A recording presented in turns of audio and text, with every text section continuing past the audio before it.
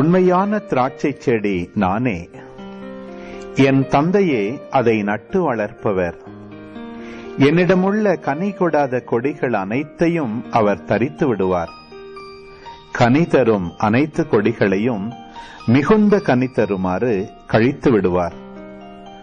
நான் சொன்ன வார்த்தைகளால் நீங்கள் ஏற்கனவே தூய்மையாயிருக்கிறீர்கள்.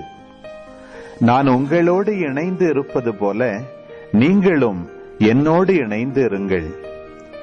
கொடி திராட்சை செடியோடு இணைந்து இருந்தாலன்றி தானாக கனி தர இயலாது.